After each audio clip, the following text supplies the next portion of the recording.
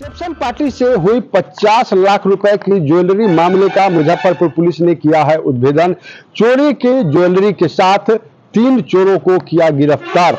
नमस्कार, मैं मणिभूषण शर्मा और आप देख रहे हैं न्यूज फॉर्नेशन। आपको बता दें कि दरअसल यह पूरा मामला 22 जून का है, जब एलएस कॉलेज की प्राचार्या कनुप्रिया के बेटे और बहू की रिसेप्शन पार्टी मुजफ्फरपुर के नगर थाना क्षेत्र में स्थित क्लब में चल रही थी। इसी दौरान वहां पर आए परिजनों के द्वारा वरवधू को गिफ्ट दिया गया था और जो वरवधू के पहले से ज्वेलरी थे वह एक बैग में रखा हुआ था।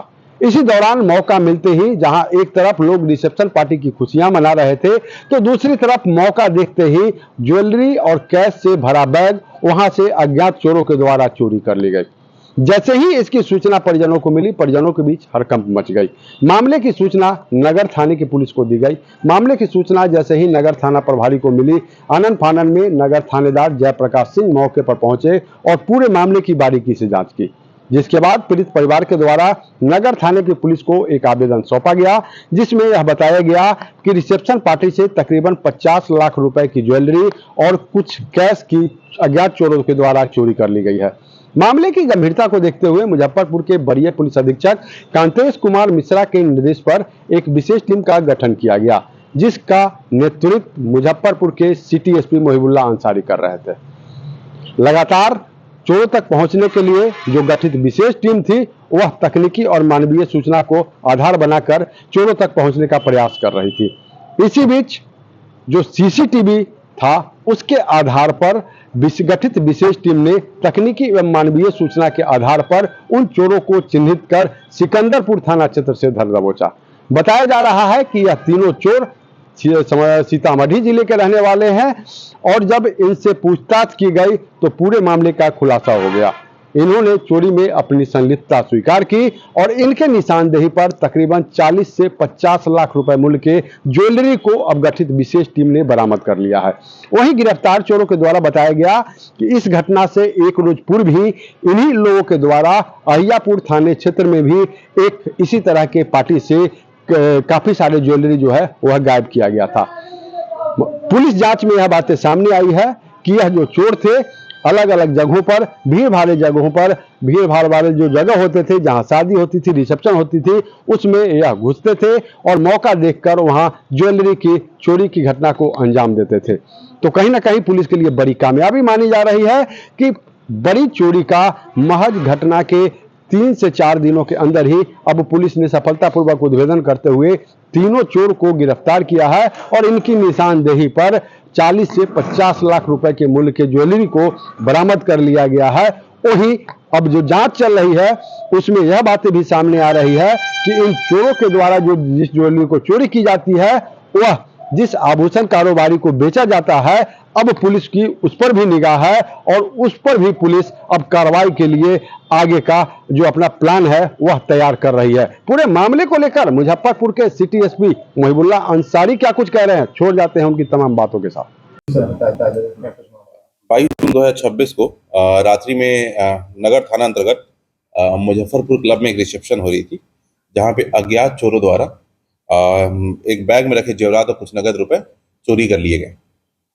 इस संदर्भ में एक केस दर्ज किया गया था नगर थाना अंतर्गत 354/26 और कांड की गंभीरता को देखते हुए जो है वरीय पुलिस अधीक्षक मुजफ्फरपुर द्वारा एक SIT का गठन किया गया, जिसका हेड मुझे ही बनाया गया और उस टीम के मेंबर थे SDPO टाउन 1 और SHO टाउन भी थे उस टीम के मेंबर। उसके बाद जो है CCTV फुटेज और मानवीय और तकनीकी सूचना जो है संकलन करना शुरू किया हम लोगों ने। इसी में हमें सफलता हासिल हुई। टीम ने जो है राजेश कुमार शाह थाना बेलसंड को हिरासत में लिया, उनसे पूछताछ किया तो मालूम चला कि उन्होंने अपनी गलती स्वीकार की। उनके द्वारा बताया गया कि हाँ, उन्हीं के द्वारा चोरी की गई थी और गोपाल शाह इनके जो रिश्तेदार हैं, उनके भाई अमित कुमार, इन तीनों ने मिलकर जो है चोरी को अंजाम दिया था। इसमें जो 3 लोग गिरफ्तार हो गए हैं वो राजेश कुमार, अमित कुमार और गोपाल शाह। अमित कुमार और राजेश कुमार दोनों बेलसंड थाना के रहने वाले हैं और गोपाल शाह वो रूनी सैदपुर सीतामढ़ी के रहने वाले हैं। इसमें जो चीज़ें बरामद कर ली गई हैं वो है 1,60,000 रुपये, 15 सोना का आइटम है, 2 डायमंड के आइटम है, एक और 2 चांदी के आइटम है। इसके साथ और भी छोटे छोटे आइटम बरामद किए गए हैं। इन सब का भी मिलान किया जा रहा है। इनका जो आपराधिक इतिहास है वो पहले भी जेल जा चुके हैं। परसौनी थाना से जो है 302 में मर्डर केस में जेल गए थे, और डुमरा में 62-16 भी एक केस दर्ज है। इसमें एक और इन्होंने स्वीकार किया कि अय्यापुर में जो है 21 तारीख को इस घटना के एक दिन पहले भी इन्होंने इसी तरह शादी में चोरी को अंजाम दिया था, और उसमें जो ये 1093/26 केस दर्ज किया गया। शादियों में घुस करके चोरी करते शादियों में घुसकर जहां पर ध्यान देखते थे कि कोई ध्यान नहीं दे रहा है, वहां से कोई ज्वेलरी आइटम हो या फिर पैसे का आइटम है वो उठा लेते थे। हैं जल्दी करते लोग क्या कर रहे हैं। उसके बाद अभी रखा हुआ था। इनका मेन प्लान यही होता था कि इसको बेच देते थे।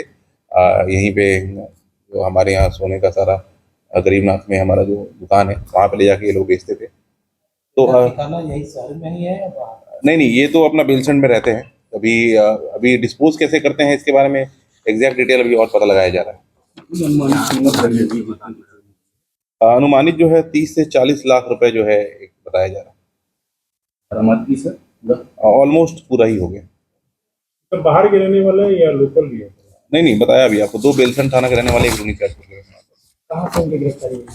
वाले। सिकंदरपुर से इनको गिरफ्तार किया गया। करने के बाद वो काम छुपा। चोरी करने के बाद ये लोग छुपे नहीं थे, इनको अंदाजा नहीं था कि पुलिस इनको खोज रही है।